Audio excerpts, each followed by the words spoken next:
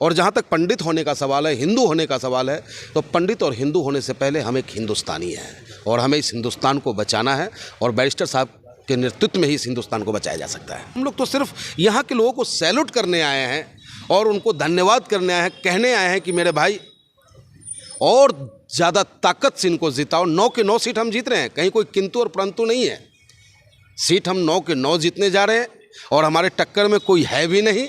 हम तो बस तेलंगाना वालों को सलाम करने आए कि मेरे भाई आप हिंदुस्तान का चेहरा कैसा होना चाहिए आप तेलंगाना वालों ने दिखाया है, इसे बरकरार रखना ताकि 2024 में मैं उत्तर प्रदेश और बिहार में जाकर कह सकूं कि भाई खुशहाल रहो हैदराबाद की तरह, चेहरे पे मुस्कान हो हैदराबाद की तरह।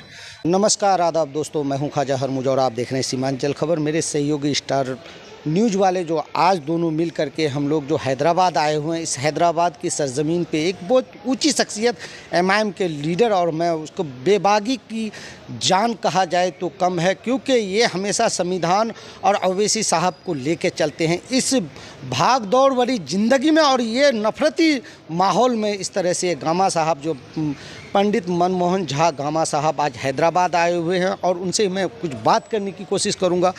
तो चलते हैं जी। नमस्कार सर, आपका मेरे चैनल में। पहले आप अपनी तारुफ कराइए। आपको भी नमस्कार जी। और सबसे पहला नमस्कार तेलंगाना के उन आवाम का जिन्होंने हिंदुस्तान को एक कोहिनूर दिया, क्योंकि आज मेरा हिंदुस्तान बड़ी मुश्किलों से चल रहा है। जिस भारत माँ का नाम लेकर के लोगों का कत्ल किया जाता है, वो मेरी भारत माँ रो रही है।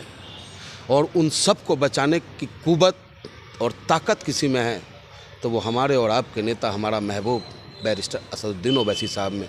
और वो कोहिनूर को तराशा हैदराबाद की जनता ने, उनको मैं सैल्यूट करता हूँ। सर एक चीज़ बताइए, जहाँ इस गंदे माहौल में, राजनीति के गंदा ही कहूँगा, चाहे मुझे लोग एलिगेशन लगा दे, गंदे माहौल में हिंदू मुस्लिम करते हुए, और एक आप खुद पंडित होकर के एमआईएम जहाँ मुस्लिमों की पार्टी कही जाती है, आप इस टीम में कैसे जुड़े? आपको क्या लगा इस टीम के बारे में? दरअसल मैं आपको बताऊं, पार्टी किसी जाति की नहीं है। ये पार्टी संविधान प्रदत्त है। अगर जाति की होती तो ये जुल्मी और जालिम सरकार सबसे पहले हमें चुनाव लड़ने पर रोक लगाने का काम करता। तो हम संविधान के दायरे में चुनाव लड़ रहे हैं, हम वही कर रहे हैं। आज 26 नवंबर भी, आज संविधान दिवस भी है और संविधान दिवस ने हमें राइट्स दिया है कि समानता की हम बात करें। संविधान दिवस ने हमें राइट दिया है कि मैं अपनी पूजा पत्ती को अपने तरीक़ा से करूं, आप अपने नमाज को अपने तरीक़ा से करें। इसमें अगर कोई रुकावट और विघ्न बाधा डालता है तो वो जालिम है, जुल्मी है, संविधान के खिलाफ वो काम कर रहा है।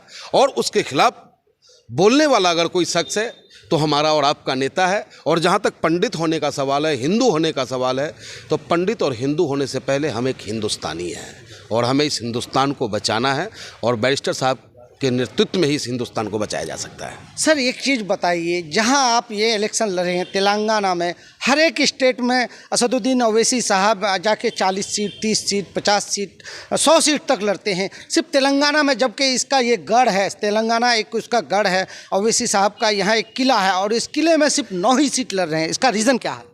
देखिए, बहुत अच्छा सवाल आपने किया है।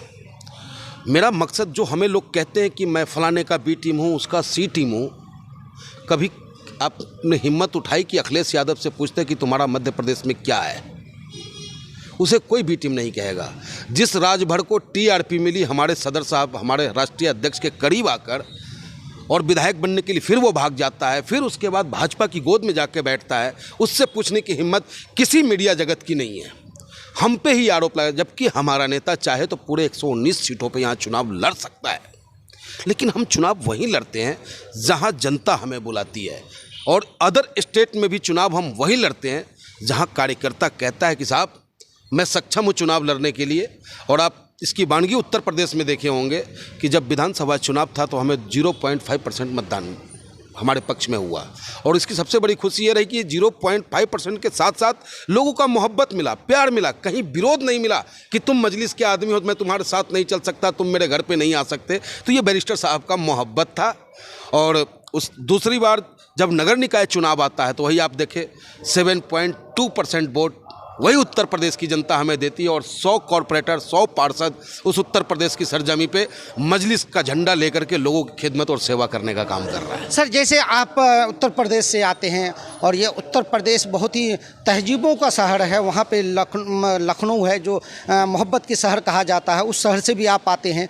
और यहाँ तेलंगाना में जैसे आप अभी कैंपेन एमआईएम के कैंपेन के लिए आए हैं, यहाँ आपको क्या लगा कि एमआईएम यहाँ कितनी सीट लेके आ सकती है, जबकि लड़ रही है 9 सीटों पे, 9 सीटों के लिए पूरे हिंदुस्तान की जितने भी इलाके के लोग हैं उनके एमआईएम के, वो सब तेलंगाना में आया हुआ है। और आज आपको क्या लग रहा है कि तेलंगाना में कितनी सीटें निकाल सकती है एमआईएम? देखो, आप तेलंगाना में हम लोगों के आ जाने से न ही वोट बढ़ रहा है न घट रहा है।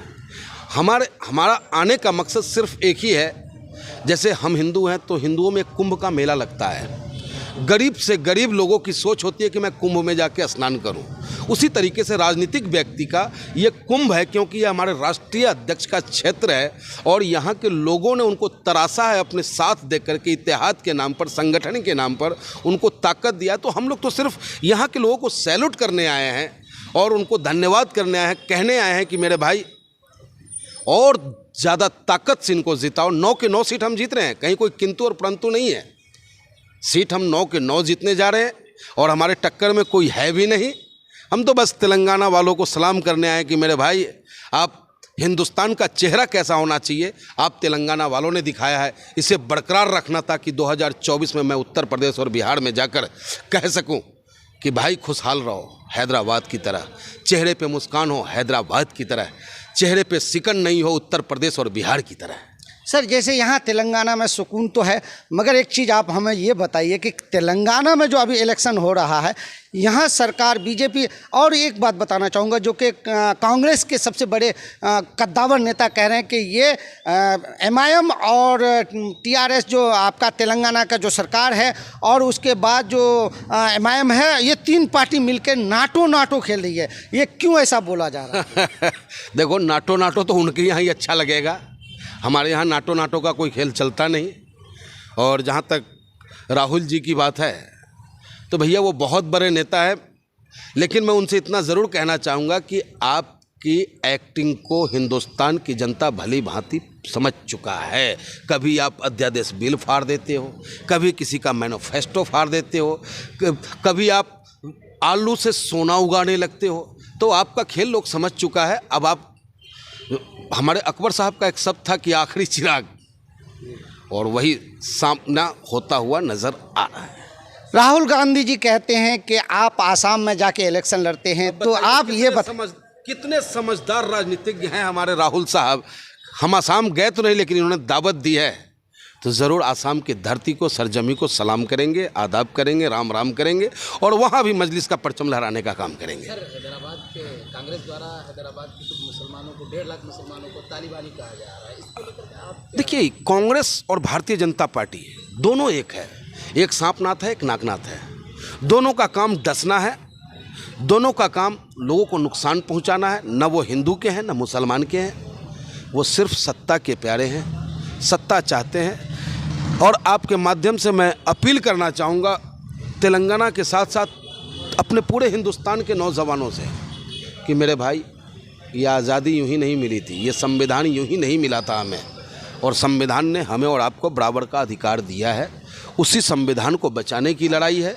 आप अंतिम पैदान में बैठे हुए व्यक्ति के चेहरे पे मुस्कान लाने की तैयारी है। हम चाहते हैं कि उस चेहरे से वो भय का माहौल ख़त्म हो जाए, और वो जब तक ख़त्म नहीं होगा तब तक अनवरत बैरिस्टर असदुद्दीन ओवैसी साहब, उनका सिपाही, निरंतर सड़कों से लेकर के संसद तक संघर्ष करता रहेगा। तो ये थे पंडित मनमोहन झा गामा जी, जो आप लोगों के सामने मैं आता रहूँगा, आप लोगों के साथ हमेशा जुड़ता रहूँगा।